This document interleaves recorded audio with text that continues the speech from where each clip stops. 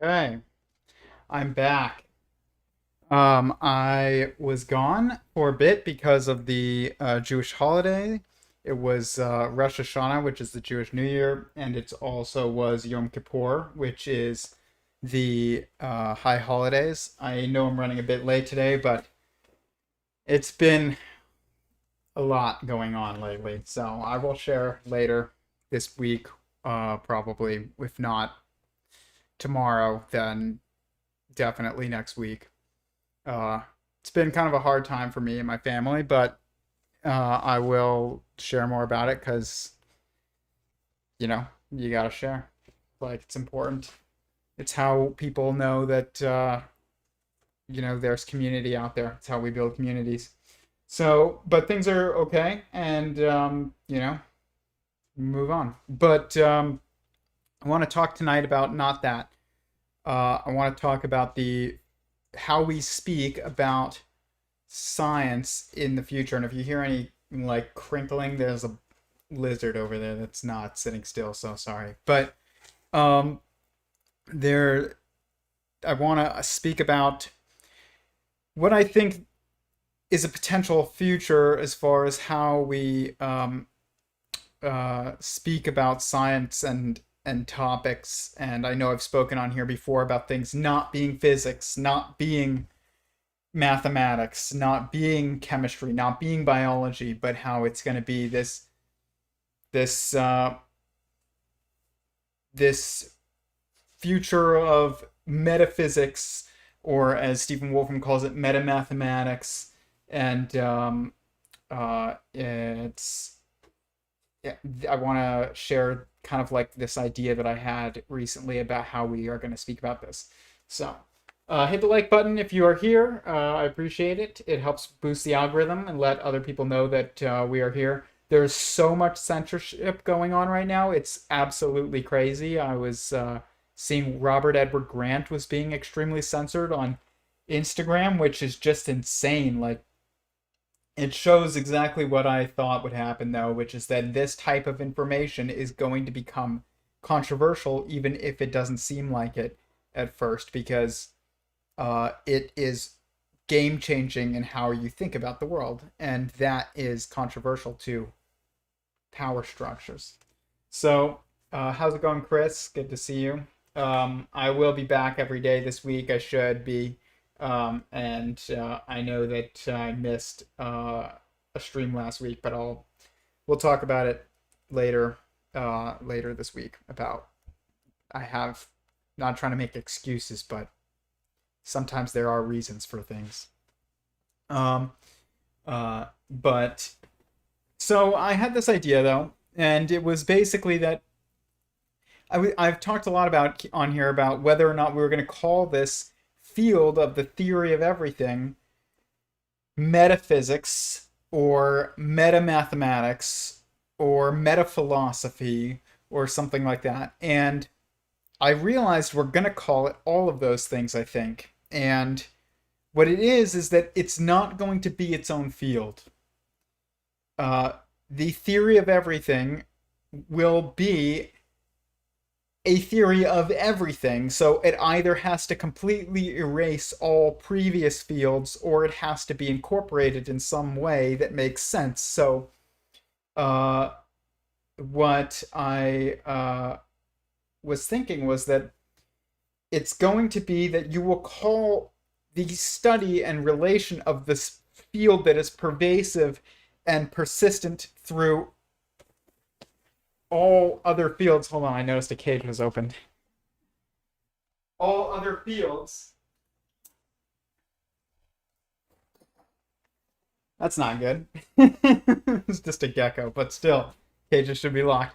Um, this field, uh, this pattern that is persistent through all fields, metaphysics when it's relating to physics, metamathematics when it's relating to mathematics, metabiology when it's relating to biology, metachemistry when it's relating to chemistry, meta ecology when it's related to ecology, meta sociology when it's related to sociology. And this way, you don't need to think of this new field that would also somehow require replacing all the previous fields.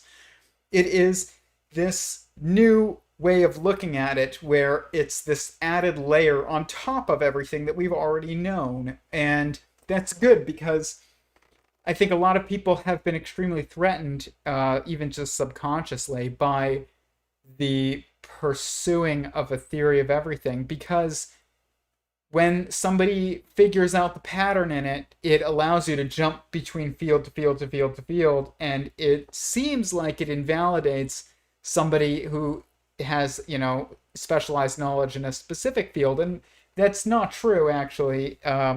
It does allow you to do new things, but it doesn't mean that you know all the old things, and those old things are very important because they tell you whether or not you're on the right track for the new things in the theory of everything space. You have to find patterns in, chemical bonds which have already been mapped in order to, find that pattern that is persistent everywhere. And as I've said before, and is on my website, sentientsingularity.com, on the very first page, it says, what is a theory of everything?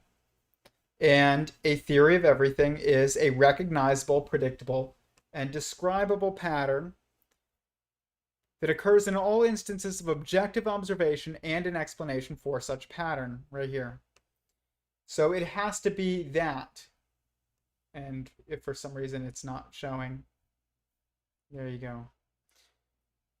There we go. Yeah, it is showing. That's good. And this new way of thinking about things shows a pattern that is consistent with this definition.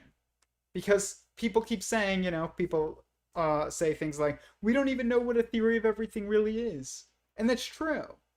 But it's this. If you know that it's this, then you know what it is.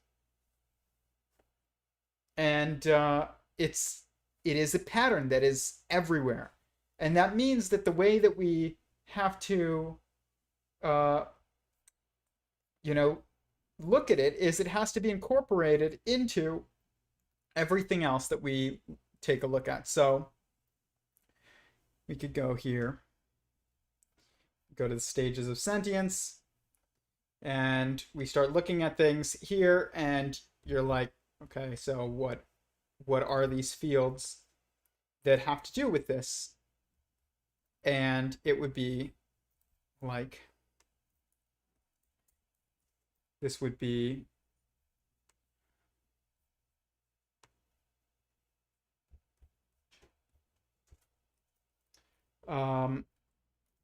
quantum mechanics,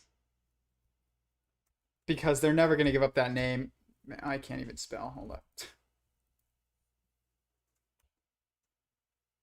I spelled it right. Oh my gosh. Amazing. Quantum mechanics or quantum physics, but it's not physics. So I like to say quantum mechanics, even though it really is metaphysics. It is. And then you have, I don't know. This is not really exactly the best.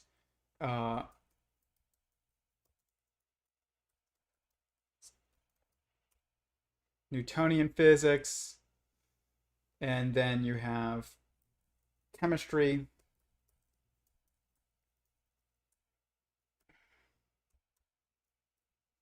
and then you have biology,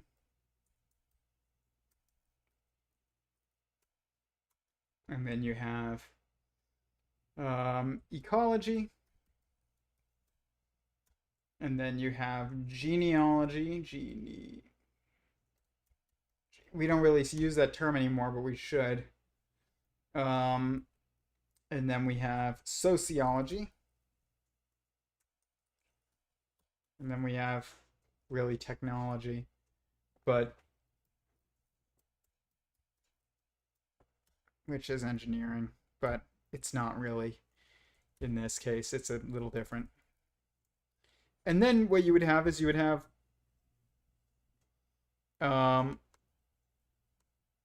like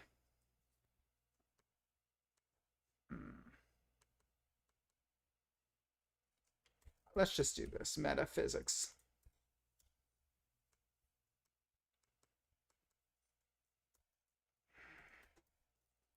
Like I said, these are going to be messed with a little bit, but just to so that it shows obviously just a pattern.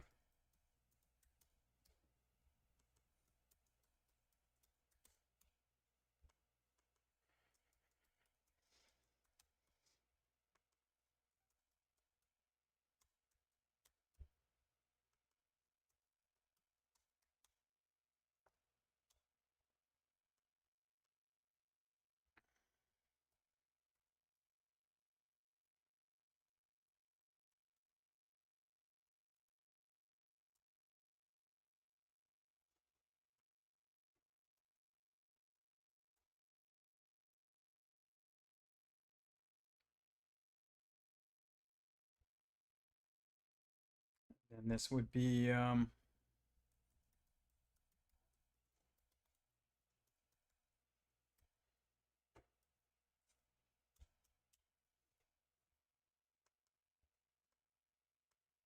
so kind of like that. Always appreciate seeing you live. Thanks, Christopher. I always appreciate being live. Please hit the like button. Like I said, it helps with the algorithm. But if you find this interesting, I will say my channel, especially my Facebook, even though I never post to it, I post it my Instagram a lot more, exploded over the past 2 weeks. And I don't know what happened, but we did cross over 1,000 views on on literally the video that I thought was the worst of all videos, which was very funny. I was complaining a bit to my wife. We're almost at 500. That's amazing. The Leo Gura view. Oh my gosh, it's over 2,000. It was over 1,000 last time I checked. Leo Gura take one. And I mean, take two really explains take one. I'm surprised take two's at only 175 views, but I thought it was much more. It is much more coherent. But take one was 2,000 views. That's pretty wild. I mean, I'm very grateful, but I remember thinking that was one of the worst streams. And I explain why. It devolved into decoherence. That's the whole point of the stream, is I tried to define myself by a negative of a constant truth, which you can't do. And then I explain it in take two. But still grateful, This, like I said before on here, you never know what other people are going to find valuable. People find things valuable that I thought would be less valuable, but I'm coming at this from an internal viewpoint, an inside perspective, and everybody else is coming at this from an outside perspective. So I try and remember that as best I can. But I hope this is making some sense about what I think. How I think we're going to talk about this is kind of like this, where we have our specialized fields, where we talk about things that are not persistent in all of these. So we'll talk about ecology as things that are just very, specific to ecology. We will talk about things in chemistry that are very specific to chemistry. Things like that, sociology that are specific to sociology. But then there will be this other side of things that are meta sociology, meta ecology, meta biology, and it will be looking at the persistent pattern that is consistent throughout all of them, but they will be basically this different way of looking at things, where it's the meta revolution not in physics, in science. That's what it is. It's the meta revolution. That's why I titled this that, is because it's not just metaphysics. It's not just meta, philosophy. I mean, I almost just was is this all just philosophy? But you can't get rid of the specialized fields, and you can't make everything philosophy, because it's already a jumbled mess. You have to realize that we need a new way, not just a new field. And I've said before, we need a new field. We don't need a new field. We need a new meta field. That's what we need. It's a new meta field. It's not a field into itself. It's a meta field. Someone's here like getting updates like I just can't take you seriously yet. But we need a new meta field. And when I realized this, I was like, that's it. Like that's the way that we need to probably speak about this because it it I'm reading Chris your comment. Maybe a little to do with the titles. Take one, devolving or delving into decoherence sounds dramatic. Maintaining coherence sounds like work. Yes, it does. It does sound like work, which was funny because the first one was so much more work. It was just mentally, I was spinning my wheels. But I did see that Leo Gura um, uh, did do a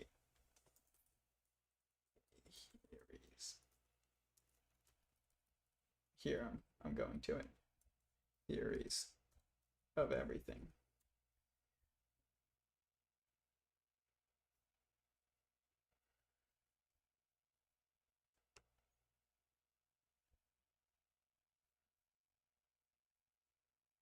There was a new one. Wake Up You're Dreaming. How long is this? 7 hours and 22 minutes. Oh my gosh. Well, I'm going to watch it. That's so crazy. But it's not, though. I know how it goes. Like, it's when you're talking about this stuff, you can't stop. Like, because it goes everywhere and it encompasses everything. And so I get it. I'm very interested to hear more about this. I'll definitely take a look at the latest Leo Gura. It's going to take me at least a day to get through. Probably listen to it Thursday night and maybe some Friday. And then next week I'll talk about it. Wake Up You're Dreaming. I have thought about that too. Basically, that like we dream and then in this realm and then this realm is also like another level of dream and then there's like another level above that that is like your connection with God and basically forms the triadic pattern that you would expect. So I actually do think that that's right. Uh that basically dreams are levels of reality. So basically you have like here, so just like you have proton, not proton, you have an up quark, a charm quark, and a truth quark, or a down quark, and a beauty quark, and a bottom quark, uh, or a beauty. Yeah, it is bottom. Yeah, and which yeah, beauty bottom, and then what else do they call it?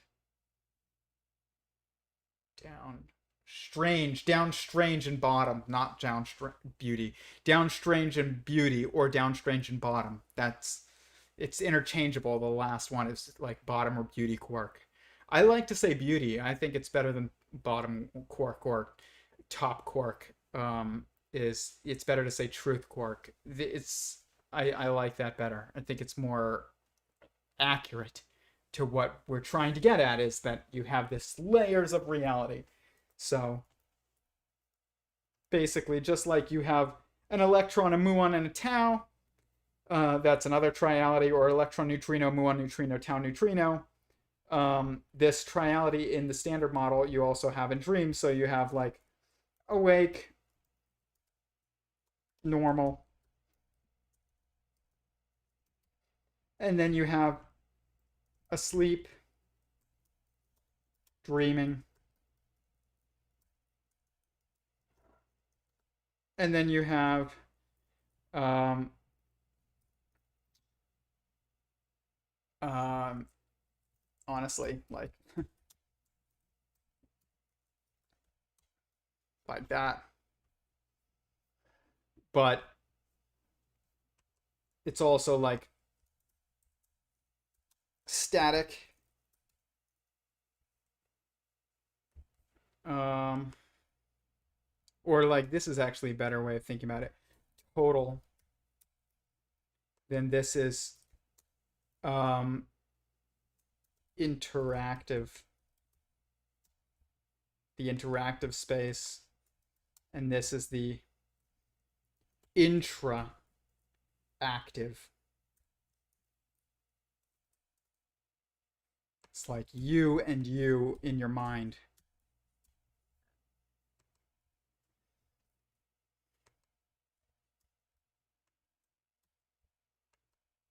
And then here's God, and you're just a part of God at that point. And this is also like the change space where things change. This is the eternal space. And this is like the infinite, but it's also the finite because you're not impacting anybody but you really in your dream state. Let's go down some. There we go. But anything can happen almost in your dreams. Not really, but anything that can happen can happen. That's the best way to put it. It's not that anything can happen, it's that anything can happen can happen. It's almost like circular. Devolving, not delving. Yeah. That's all right. But when you're dead, it's like when you're dead, you're truly awake. And when you're it's like you're asleep, you're awake, and you're dead. But your death is really being it's like total awareness. It's like you're more aware when you're dead than when you are awake and when you are sleeping. That is absolutely true. It's kind of a logical inevitability. It doesn't mean you are in charge of yourself anymore and you're changing and you're the things that you change. I don't think that you are at that point, but you are still aware. It's a requirement that a self-aware file that gets saved stays self-aware if it is to be saved. It's not, it can't lose its self-awareness and you just all your wisdom gets saved but you don't. That doesn't work. You have to save the you in order to save the wisdom. But yeah, I think that this right here, this is going to be the future of science, where basically we have all these fields, and it can be anything. It can be, I don't know, meta welding. I'm not really like likely to focus on that, but possibly, who knows? I mean, it's a meta field. It's persistent everywhere. It has to be not a field that's structured in any way like any other field. It has to be a new way of looking at the world and way of looking at the world that applies to everything. It's not a field. In the past, I was thinking about it as basically there would be like this. Excuse me. Like I don't know, like meta mathematics.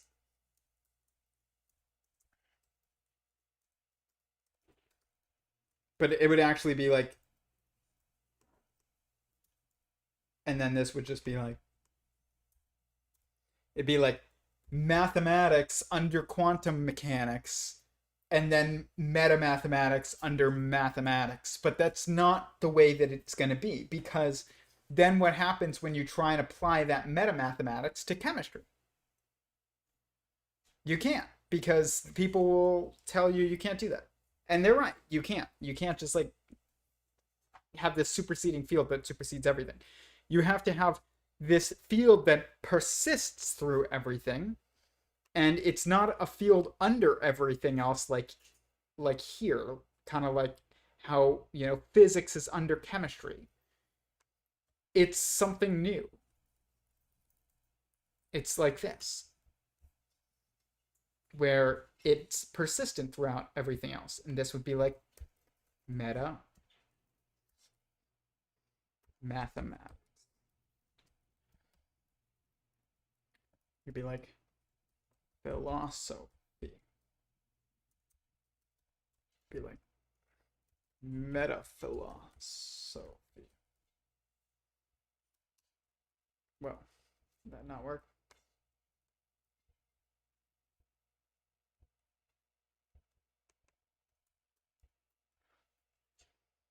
Then you've got, I don't know, politics or economics.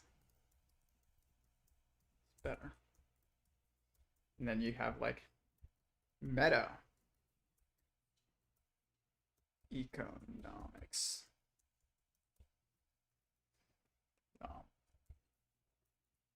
Economics. So it'd be like that.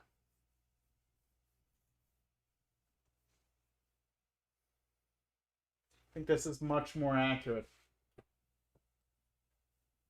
to the way things are going to be done. This is like I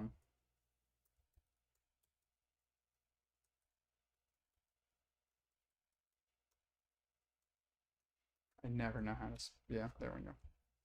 I can't spell very well. It's fine. But I did it. Sometimes it's gotten to the point where I've actually gotten better at spelling and still doubt that I've gotten better at spelling. But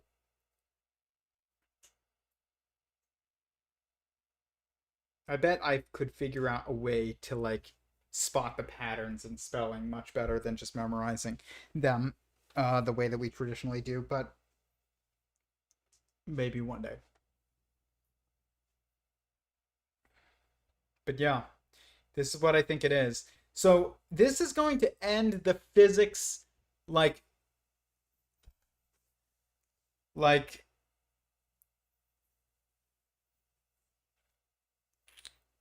the physics like prestige over everything, where physicists are the people that know it all. And we've talked about this before. It's like, what is the field of consciousness?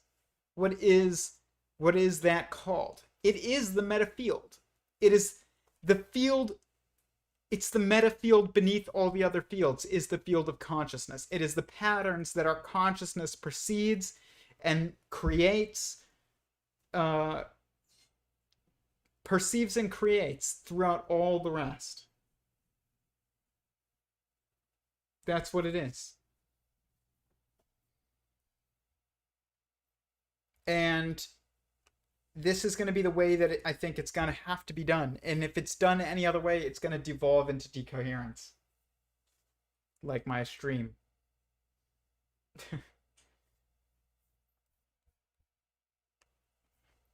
Any thoughts in the chat on this idea?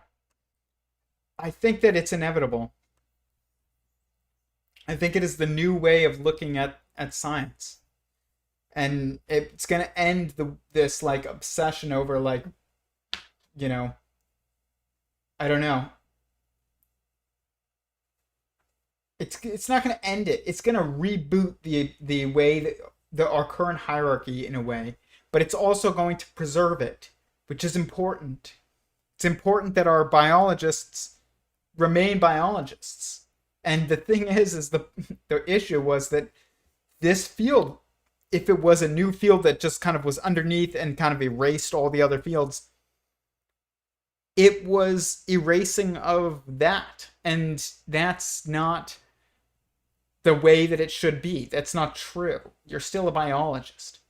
If you're a biologist previous to the theory of everything, you're a biologist after the theory of everything. But there's also going to be this meta space that people operate in. The issue with that is I don't really know how you get credentials in that field. I don't think that you really can. That's the main issue with it, is that I don't think that you really can, and yet we're going to be looking for it, but for a way to do it. But as soon as you teach that meta field, and it's not somebody who went through an organic inquiry absorbing information and asking questions and maybe finding mentors, but that's different from being put into like an organized scholastic system. It can't be organized. That's the problem. As soon as it's organized, it's disorganized. That's the difference between this and the other fields. As soon as it's organized, it's disorganized. Yeah, the field of consciousness will be the underlying foundation of all sciences. Yeah, science has never asked the question, who is looking? Or who is doing the looking and slash seeing? Yeah, I mean, that's an answer with two sides. There's two sides to that coin. Who is looking and who is seeing? Academia will hate it, but the top teachers will be the people who have taken the time to sit silently and do the deep diving themselves. Exactly, that's so true. Academia will hate it. But academia hates anything new because it undermines their expertise to themselves, not to the public. The public is none the wiser, always. But to them, they realize it, and then you know, eventually academia, people get academic positions who, took those deep dives in silence and to boost the credentials of the academic, structure itself. And then it's funny because the academic structure is supposed to give credentials to the teachers, but the best teachers are the ones that give credentials to the academic structure. And so it's like a circle, like everything. And which is an amazing thought. It's actually like makes me, that's the academia, the perspective on academia that I love is like that. But I hate the idea that attending an academic institution gives you prestige, because it's not true. It's artificial. But what is true is that the best individuals and scholars who are personally, doing the work internally and at their desk late into the night to understand the world, and that is how you do it, and that and getting out into the field. But what it is that this. So when you're looking at this work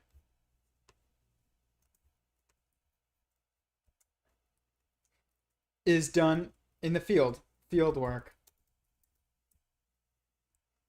maybe lab.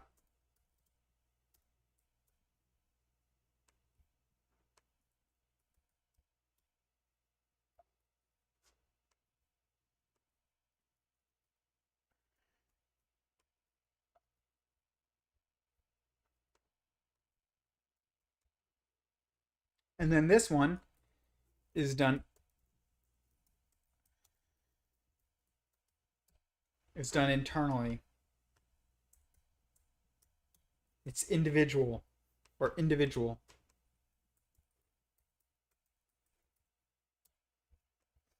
You can be a tinkerer and just do this work. Eric Weinstein once said that you can't, I think, but that's not true. I think he said that. He was like, you can't be a physics tinkerer.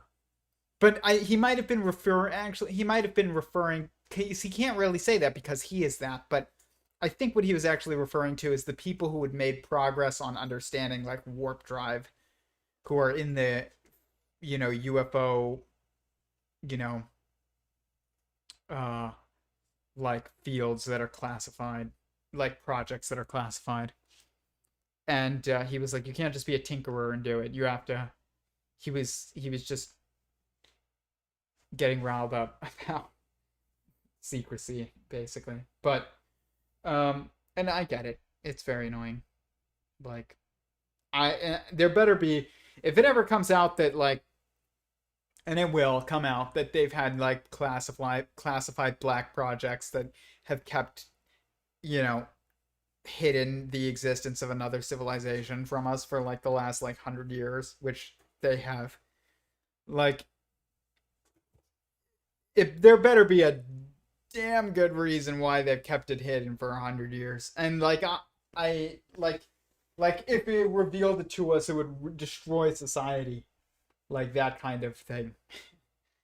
Or I don't know. The other civilization has them at nuke point, but other than that, that's just criminal. The ivory tower of academia, yeah, it is such an ivory tower. It's just ridiculous. But this is how we restart it, because I realize they're not going to accept the creation of another field, really. I mean, it would really push them to do it, and the problem is that you can't do it with something like consciousness because it's not falsifiable, and because of that, they won't accept it as a new field. So it has to be a meta field. Fields. Meta field.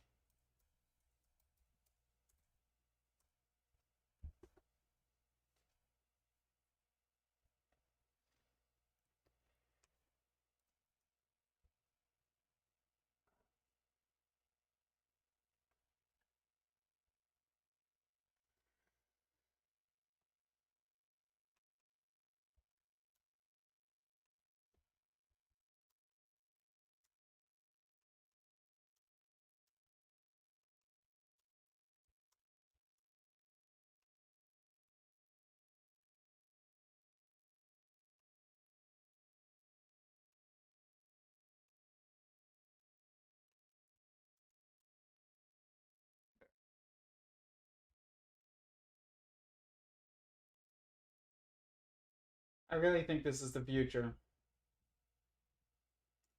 And I've said this before, meta is going to become one of those words like based.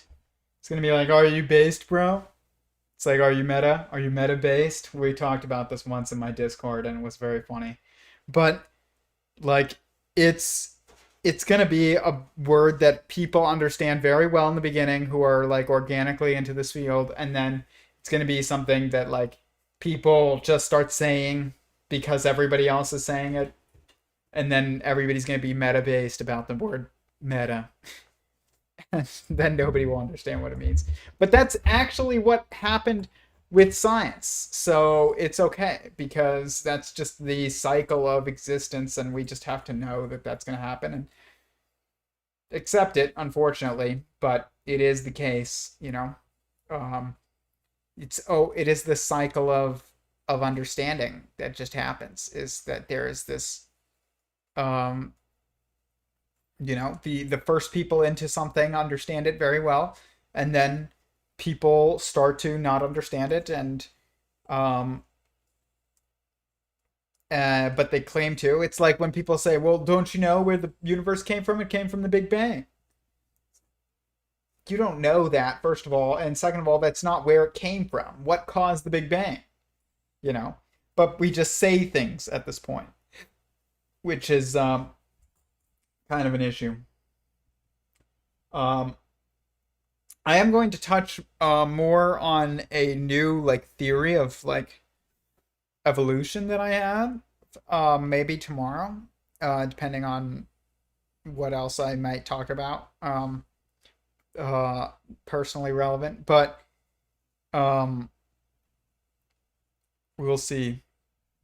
But I might touch on it tonight a bit. But yeah, last week it was Yom Kippur, which is like the holiest day of uh, of Jewish holidays, and of the Jewish year, I guess. And it was definitely the most impactful one I've ever had.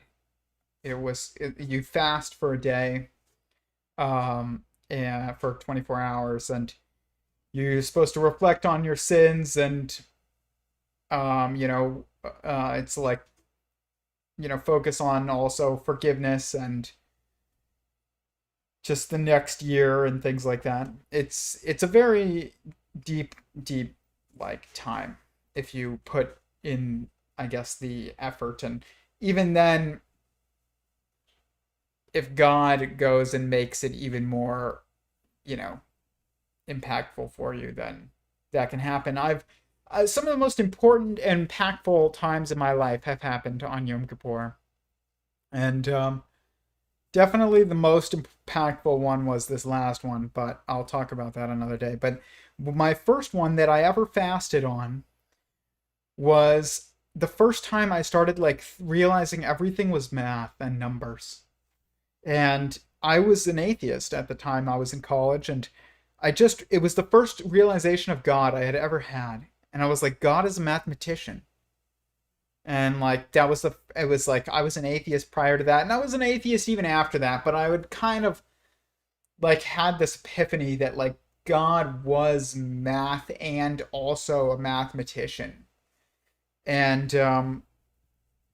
this was in college, and I had fasted for 24 hours, and I was like alone just cleaning up, and I was on like the closet floor of my apartment, and I was like putting things away and like folding clothes and stuff, and I just like had this epiphany of like God was math. And I was watching this show. I was watching two shows at the time. One was called Numbers, and it was about the FBI agent who, a consultant for the FBI, who was like a mathematician, and it was like he was always solving, crimes with math. And uh, it also like inspired me. That show also inspired me to get my first firearm, which is pretty funny. But uh, it's it was a Glock 23. I can't show you any firearms live on here, otherwise I would. One day I will do like a stream that is pre-recorded about like tools in general, but it has to be pre-recorded or else they'll shut it down. But then I was watching this other show called, oh gosh, what was it called? It was with that guy who's in all the shows. He was in 24 show. Let's see. What's his name?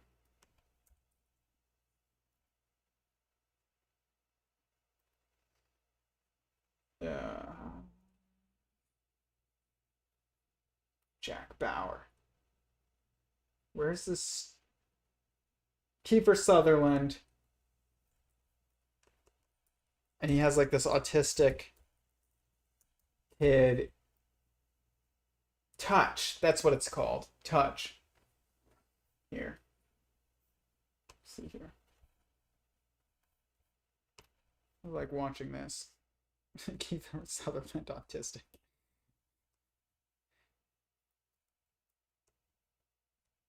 YouTube.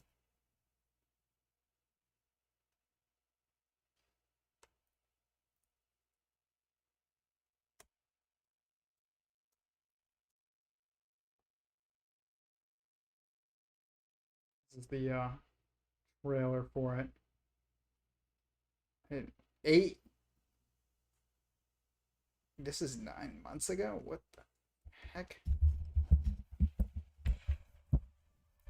6,919,377,000 of us live on this tiny planet, and only a few of us can see the connections.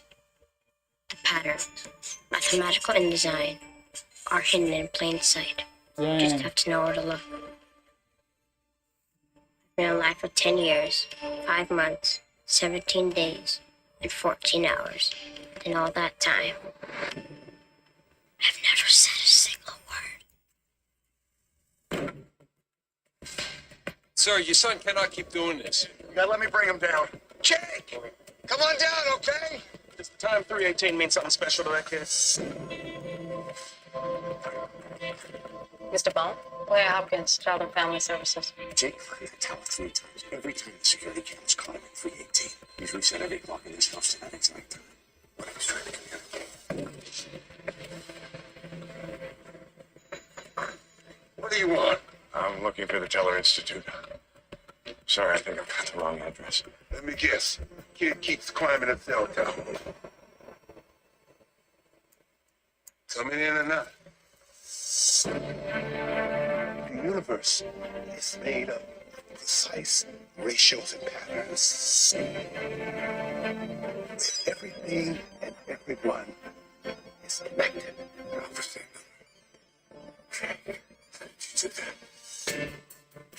those among us, those kids, whose sole purpose is to act as air traffic controllers for that interconnectivity. 318. It's today's date. I told you, he's trying to tell us about something. Mr. Paul, your son sees everything. The past, the present, the future. He sees how it's all connected. You're telling me my son can predict the future. Now, I'm telling you, it's a roadmap. And your job now, your purpose, is to follow it for him.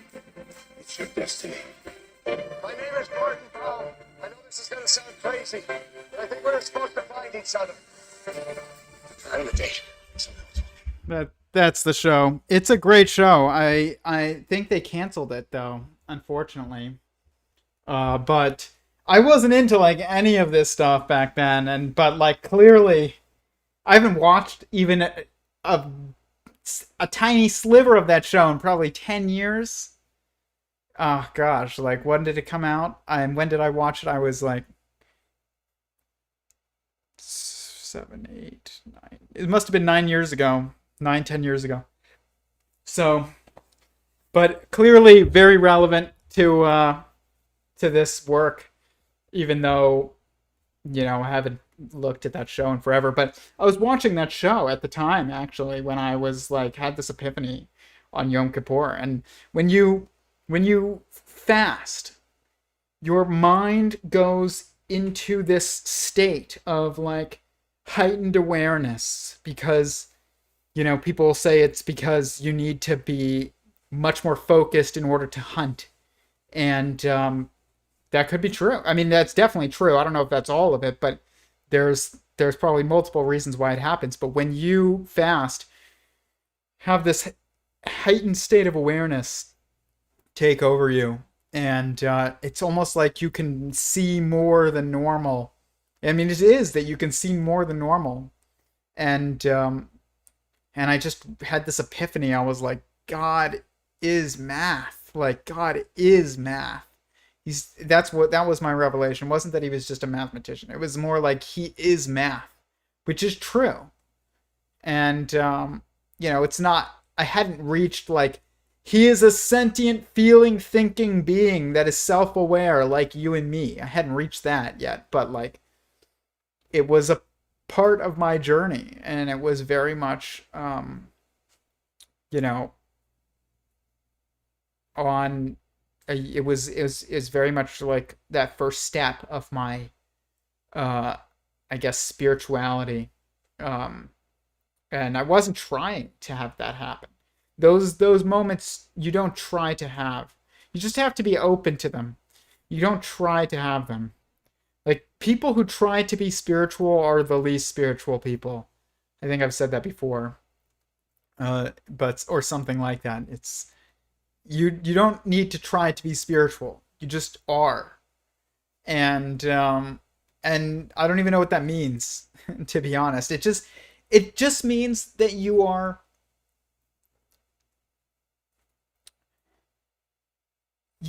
have pursuits and interests that are beyond the surface level of like physicality and emotionality. It's like, I'm gonna sneeze right now, so I feel it coming. Now it's not gonna come because I said, I was like sitting there for like 30 seconds just waiting for it. But if you, it's like, if you have pursuits and interests that are beyond just getting rich and likes and, you know, sex and, you know, I don't know, good food or something like that, which I love.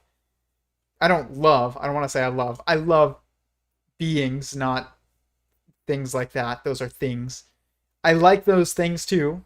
I'm trying not to say I love those things. Say I love someone. I like something. It's trying to be better about that. But because we all say things like, We put so much of a value on love, on the word love. It's like, oh, who's the first person to say I love you, even though that means nothing. And then yet we'll say like just the most shallow things with it. Will be like, I love chocolate. It's like, okay. So why is that so important? We need to reclaim that word, but we do that by like realizing when to apply it. It's almost like blasphemy. If you say things like God is love, and I mean, it is blasphemy. It is like to say God is love and then to say I love chocolate. Oh, I love Xbox. Like, I don't know. I love, I don't know, anything else that you like. You can say I love my dog. Your dog is a sentient being. You're supposed to love your dog. Your dog is like loving something is to do positive actions for them. So like to feed your dog is to love your dog. To give water to your dog is to love your dog. To walk your dog is to love your dog. But to say like I love dogs is wrong. But to say I love my dog is not wrong. Because if you say I love dogs, then it's now a feeling that is your feeling. And it's not about you, you're like a dog can love you by like, and then you feel that, when you feel bad and you're upset and your dog comes up to you and like nudges you and is like, knows you're upset. Like that is, then you can feel love from that dog. Like same thing with your spouse, or your family. But you feel being loved, and then to love is an action. But you don't, it's not to, you don't, to say I love purple. I don't know. Like that doesn't work. Because now it's about your feelings, and that's you liking something. It's different. Cycles everywhere. The Big Bang, there was nothing, then it exploded. Yeah, exactly. There was nothing, and then it exploded. Okay. That's such a good quote. There was nothing, and then it exploded. How did the universe start? There was nothing, and then it exploded. That's very funny. That's the best way of describing just the insanity of like our current scientific like establishment's thinking, I guess. There was nothing and then it exploded. I'm writing that down. But if I ever post it, I'm going to write it down and give you credit. I won't, I mean, I believe in credit. I don't believe in patents, but I do believe in credit.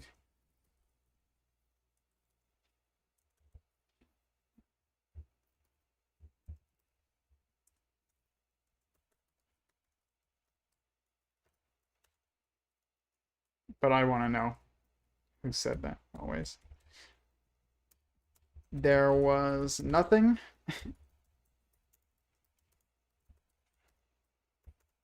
And then it exploded. It's very funny. Okay. Like if you'll believe that, what won't you believe? Exactly. If you will believe, it's like I have it in my backpack. What? Nothing. And then it exploded. I don't know. Like it just doesn't make any sense in any other application. It's like, what's inside dynamite? Nothing. Then it exploded. Then it explodes. I don't know. I'm just thinking. But it's just, it sounds like, it ends up sounding like nonsense because it is such nonsense. But it's very funny.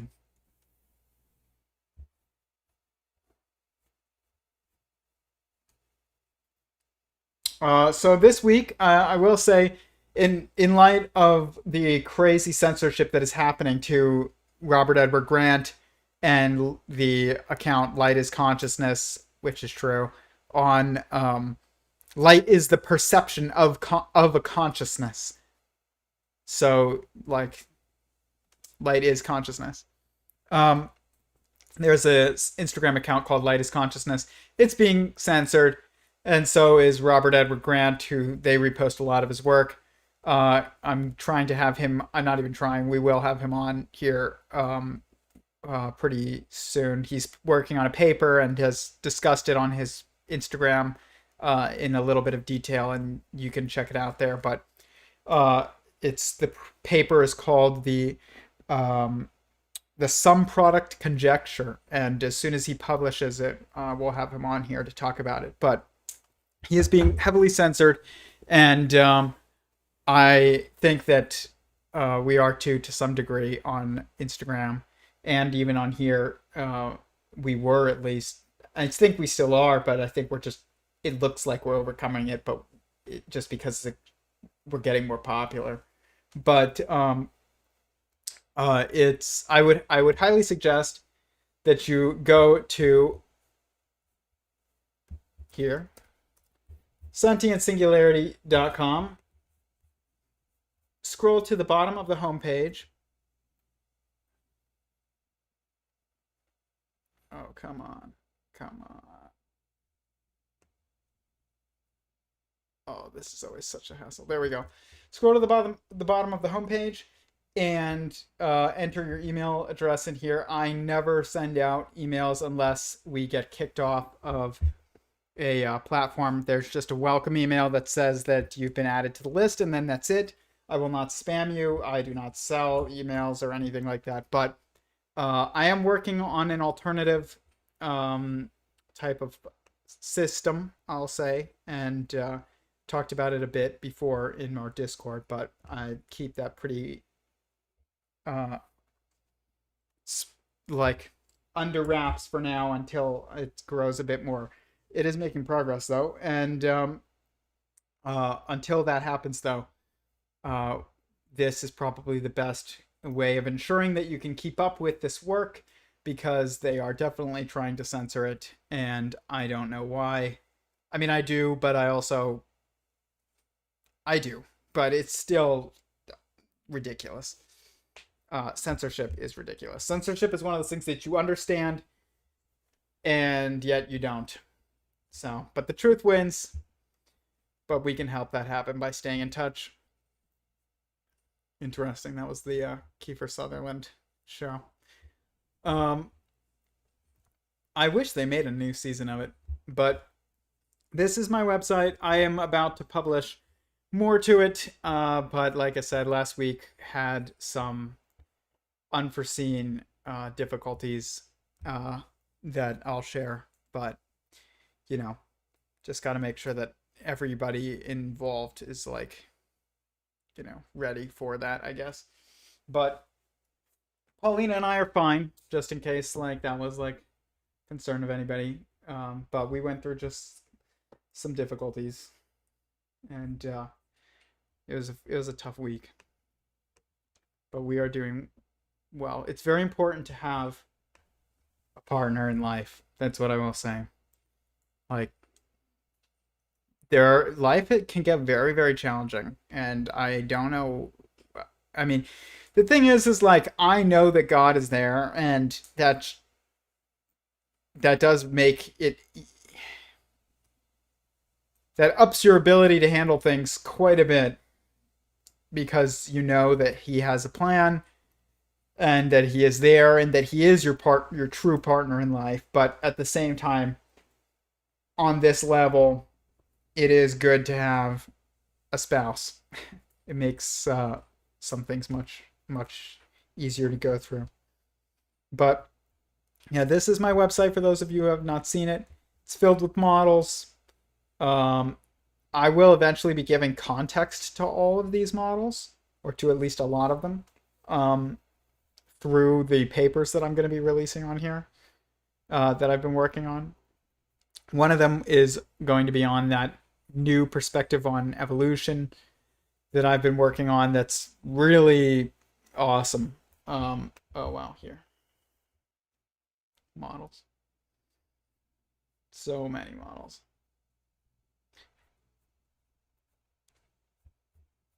I did find also some fascinating things mathematically that we can go over. Just to share a bit. I'm not claiming to understand exactly what they mean, but here. So there's a pattern in this structure that goes 1 1 2 3, but if I change the first one to a 0 and that I have like these 0 points between the layers of the periodicity of sentience, then when I sum it all, I get a fascinating number, which is 1188. And that's definitely very interesting because it's like 1 and 1 and then 8 and 8. And there's 8 periods. It's 1 and 1 and 8 and 8. So there's a periodicity here of 8. So it's when you look at the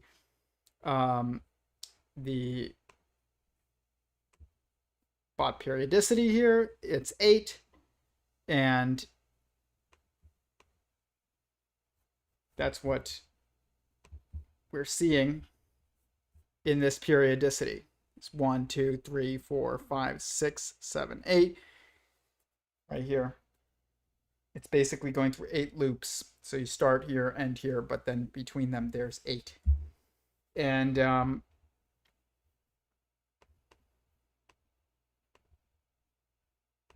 is it? Gosh, I need to start organizing this again. It's time for a new sheet. Like, it's amazing how quickly I'm starting to go through this. Here you go.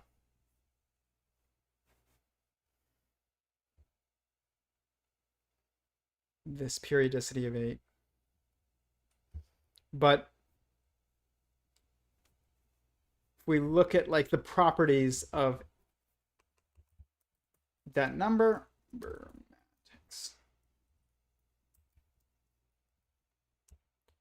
numbermatics.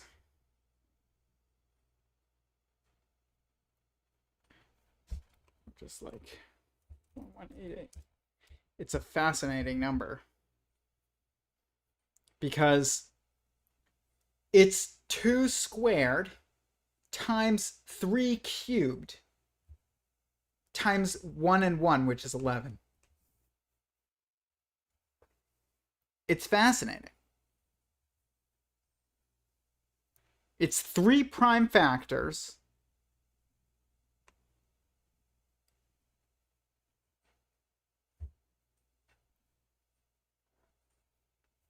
And it's like it's got 4 numbers to it, 1188, but two distinct numbers, 1 and 8, and it has 24 divisors, which is fascinating because when you look here and you highlight the very center of this, which I think is here. Yep, okay. Or here. It's the same thing. The sum is 24. The count is 4. The sum is 24. The average is 6. And the thing is that there's 6 numbers here. 2, 2, 3, 3, 3, 11. There's also 2 different numbers, 1 and 8. 4 numbers total. And there's 24 divisors. And it's 3 prime factors. So people say that, oh, these are just patterns in numbers. Of course they're patterns in numbers. What the heck are you looking for? And as I've said before, there's extra arithmetic symmetries that we're going to see here that don't appear to be linked to arithmetic, but everything is connected, and that is true. So there are patterns that manifest beyond our immediate understanding. But the numbers that you can see that pop up here are amazing. 1, 2, 3, 4, 6, 9, 11, 12, 18, 22, 33, 36, 44, 66, 99, 108. These are all very, very interesting numbers. The sum of all the divisors is 3360. Like, these numbers make a lot of sense to me based on just what I've seen. The sum of the digits is 18. That's also amazing because there's 18 in this structure. It's 18 points by 18 points, which is basically, it's 9 by 9, then they overlap and it adds another and it ends up being 18 by 18. And it's odd because I think it's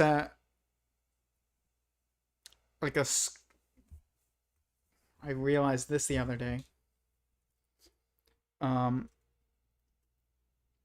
Where is it?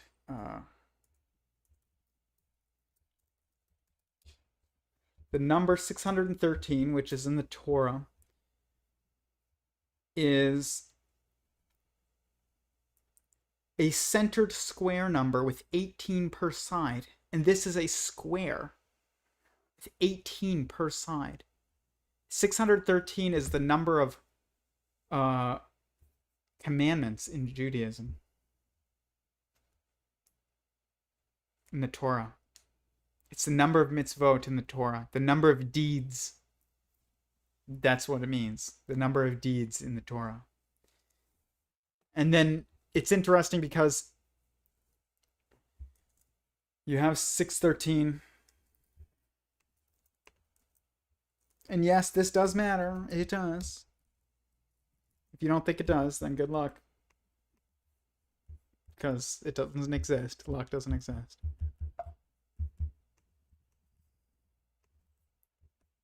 The theological traditions of the world are not,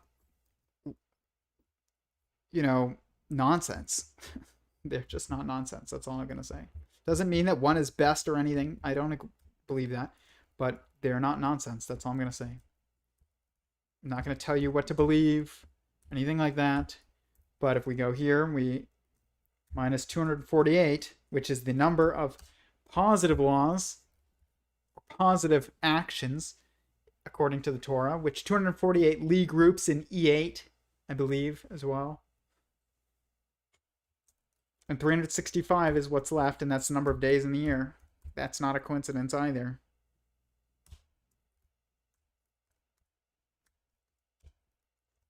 It's amazing. It's fascinating. And I've said before, I think this is basically a perspective on E8. This thing.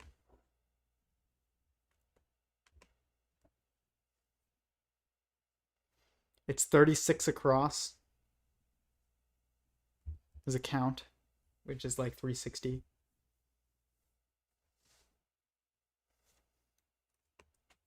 It's amazing. This shape has the most amazing mathematical properties of any shape that exists. 1,363 across. Amazing. It's interesting because this is where actual number comes from. Not just mathematics, like number.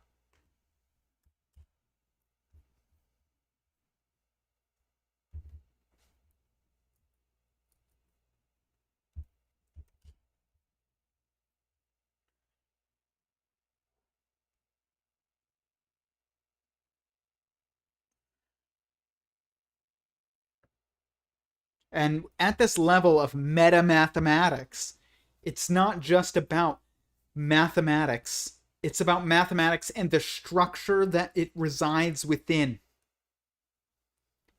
With biology, it's about metabiology. It's about biology and the structure that it resides within.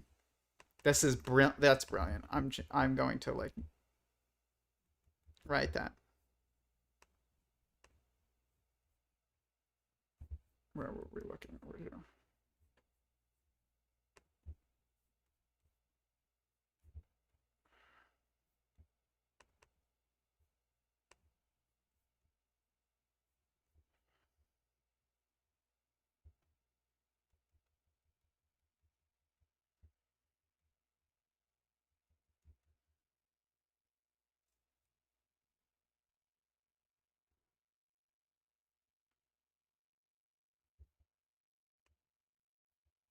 Where was it? That we were just looking at. Oh, here. There was nothing, and then it exploded.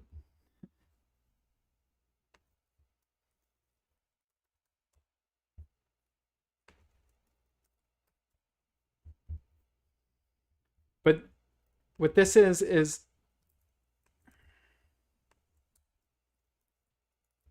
the field, and then the field slash structure that it resides within, or that it is observed.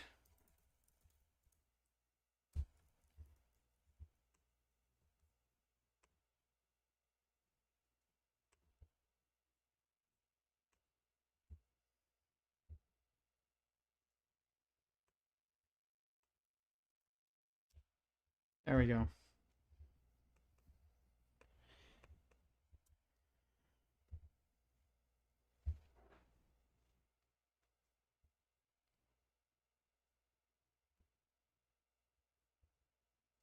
Like I said, please hit that like button. I hate saying that. I feel like such a shill, but it does help us with the algorithm. I hear so many people say that, and but it is important. That's why so many people say it. But I don't do this for that, so I don't really like saying it. Just get on here every day. What's up, guys? Please smash that like button. I'm not making fun of people. I get it. Like, you have to do that. I admire the dedication, but to me, I love sharing this. I love like talking to you guys in the chat. I couldn't do it without the chat. I really couldn't. That's the main thing I get on here for. So I appreciate everybody commenting in the chat. I'm much more likely. I will respond to you if you say something in the chat. I may respond to you if you say something in the comments, but I will respond to you if you say something good in the comments, or I'll at least like the comment if it's good. And if I disagree, I will let you know in the comments. So let me know in the comments below any thoughts that you may have as well, and I will get back to them. It just might take time. Sometimes for some reason I don't get every notification, but I get on here for the comments. I don't do this for the likes, but to see that, or the views, but to see that one stream did get over 2,000 views, that's pretty cool. But the fact that stream got 2,000 views, I know I was speaking about like something that was kind of probably going viral, and also I know Kurt shared it and stuff. But it still just makes, like, like I said, there are things that I would think would go more viral, and then there are things that actually do, and they are very different. We appreciate you as well. Thank you. I appreciate you, Chris. I will have our Discord call this Thursday evening at 7 p.m. Pacific time. Message me privately on the Theory of Every0ne Instagram or the Marshall Goldstein Instagram. And if you want the link to the Discord, and I will send it to you.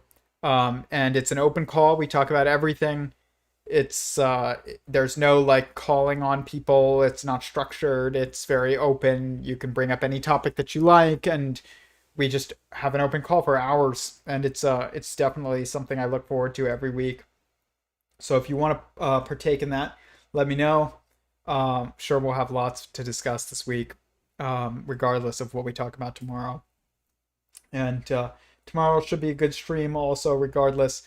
I will talk about my new kind of theory on biology. Probably if I don't talk about just like personal developments, and other than that, I'll take some final questions in the last few minutes here, and then I'll probably hop off. But this was a good stream. I appreciate everybody who was here and listened, hit the like button, commented, just watched, whatever. I appreciate it. So, but like I said, call this week. I'll do another stream tomorrow. We're getting back into the schedule, even though last week was definitely an anomaly for multiple reasons. But I do suggest fasting, by the way. Like, after last week, it always like reinvigorates my faith in that as something that's very important. Even in Islam, during Ramadan, they fast, but they don't fast for a full 24 hours. They fast for like 12 hours, basically, from like, till dinner, till sundown, but they do it for a month. So it's like, that's very impressive. But anyways, I think I'm going to end the stream at that.